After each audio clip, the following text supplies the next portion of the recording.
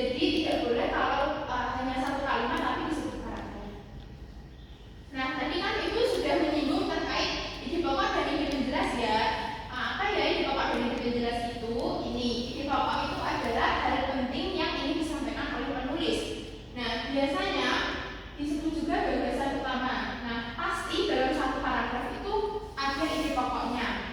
Nah, kemudian yang kedua ini ada ide penjelasnya atau bisa disebut juga ide pendukung. Nah, apa ya fungsi ide pendukung itu? Fungsinya adalah untuk menjelaskan dari poin ide pokok di paragraf tadi. Dan dipahami yang mana? Nah, selanjutnya kalau ada ide pokok dan ide penjelas, bagaimana ya cara kita itu tahu kalau ini yang ide pokok, yang ini ide penjelas? Nah, caranya adalah kita harus membaca keseluruhan teks yang ada di tulisan tersebut. Kemudian setelah kita membaca, kita menghubungkan antara ide pokok tersebut intinya apa, baru kita mendapatkan ide pokok dari tulisan tersebut. Nah, kemudian di sini ada jenis-jenis paragraf. Ada berapa anak-anak? Yang pertama apa Mbak Girin? Paragraf deduktif. Betul. Yang kedua apa Mbak Bina? Induktif. Betul. Yang ketiga Mbak Bisa apa? Campuran. Betul. Jadi paragraf ini ada 3 jenisnya. Kita bahas satu persatu. Nah, yang pertama ini ada paragraf deduktif, itu terletak di awal kalimat. Nah, kemudian ini ada contohnya di kalimat awalnya sudah Ibu beri garis biru ya. Nah, yang kalimat selanjutnya yang tidak ada garis birunya itu merupakan ide penjelas. Fungsinya apa? Nah, kalau di contoh ini fungsinya itu sebagai menjelaskan bahwa kebersihan itu penting bagi kesehatan. Nah, fungsi lainnya ini ada memberikan alasan dan juga memberikan contoh. Nah, yang kedua ada paragraf induktif. Ini terletak di akhir kalimat. Seperti ini contohnya ada garis birunya ya. Jadi diawali dengan penjelasan khusus, kemudian diberi kesimpulan umum. Nah, diawali kalimat-kalimat penjelasan sehingga ide pokoknya itu berada di akhir. Kemudian ada paragraf campuran. Nah, kalau tadi sudah ada di awal kalimat dan juga di akhir kalimat, yang ini itu perpaduan dari dua paragraf tersebut. Ide pokoknya itu bisa ada di awal dan juga di akhir. Nah, yang selain kalimat awal dan akhir itu merupakan ide penjelas. Nah, ini contohnya ide pokok yang pertama, kemudian yang ini itu memperkuat dari ide pokok yang pertama tersebut. Nah, ini ide pokoknya di awal, ini di tengah kalimat penjelas, dan juga ide pokok yang kedua itu sebagai penegas dari ide pokok yang awal. Nah, anak-anak tadi sudah Ibu jelaskan materi. Nanti anak-anak di rumah itu bisa belajar mandiri dengan men-scan barcode yang sudah Ibu sediakan ya melalui gawe kalian masing-masing.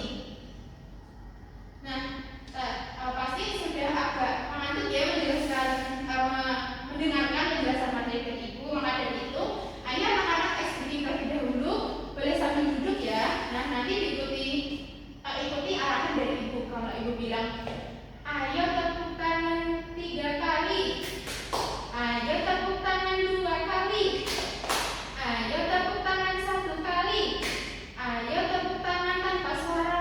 Oke, bisa diulangi? Nah, 1, 2, 3. Ayo tepuk tangan 3 kali, ayo tepuk tangan 2 kali, ayo tepuk tangan 1 kali, ayo tepuk tangan tanpa suara. Nah, oke. Sudah habis semuanya? Sudah. Lanjut ya? Oke, selanjutnya di sini Ibu punya media interaktif. Nah, nanti anak-anak bisa simak ya cerita ini Lawang Sewu.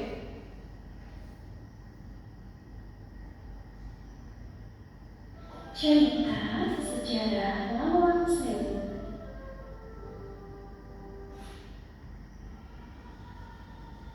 Tahukah kamu, di kota Semarang ada sebuah gedung tua yang memiliki banyak sekali pintu dan jendela. Gedung itu bernama Lawang Sewu. Lawang Sewu dibangun oleh pemerintah Belanda pada masa penjajahan. Pembangunannya dimulai pada 27 Februari tahun 1904 dan selesai pada Juli tahun 1907. Nah, anak-anak kan sudah mendengarkan dan menyimak media cerita Lawang Sewu ini. Nah, setelah itu nanti di rumah anak-anak juga masih bisa belajar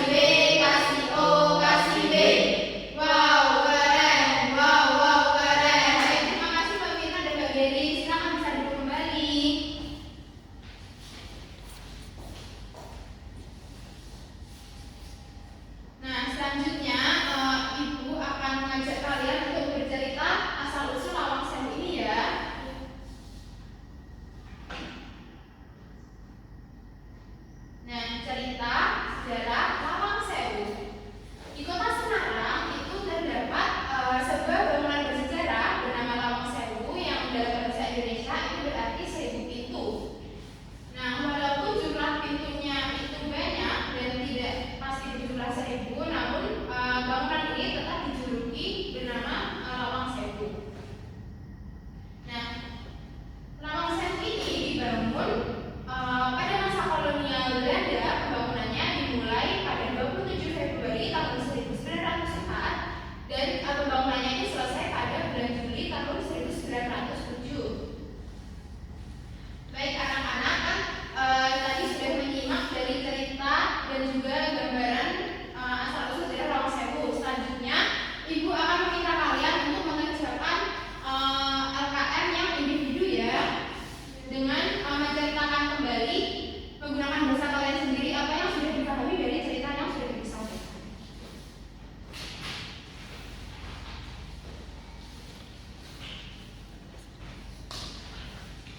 Baik, sudah selesai anak-anak? Sudah ya?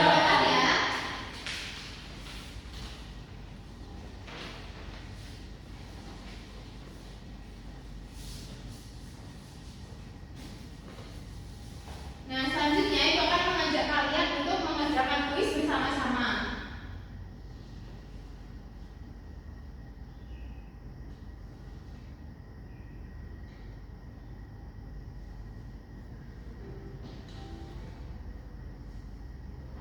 Nah, ini apa ya ide pokoknya? Wisatawan datang untuk menikmati arsitektur kunonya. Betul. Berarti anak-anak sudah paham dari materi yang sudah Ibu jelaskan tadi ya.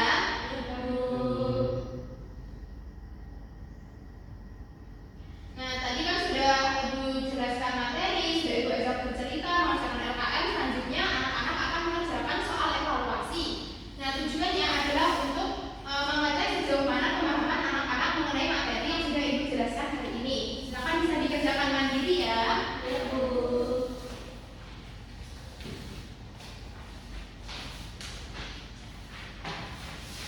Baik, sudah selesai anak-anak? Sudah. Nah, Ibu cek terlebih dahulu ya jawaban kalian. Nah, ternyata setelah Ibu koreksi, kalian sudah memenuhi KKTP semuanya, sehingga tidak perlu mengerjakan soal remedial, melainkan kalian akan mengerjakan soal pengayaan. Nanti akan Ibu bagikan soal pengayaannya di akhir pembelajaran. Bisa dipahami? Bisa. Baik. Nah, anak-anak, pembelajaran kita sudah sampai di ujung pembelajaran. Ini mari kita refleksi terlebih dahulu. Hari ini tadi anak-anak sudah belajar apa saja? Betul, ada paragraf. Ada apa aja dalam paragraf? Ide pokok. Betul. Kemudian apa jenis-jenis paragraf? Ada berapa? Ada 3.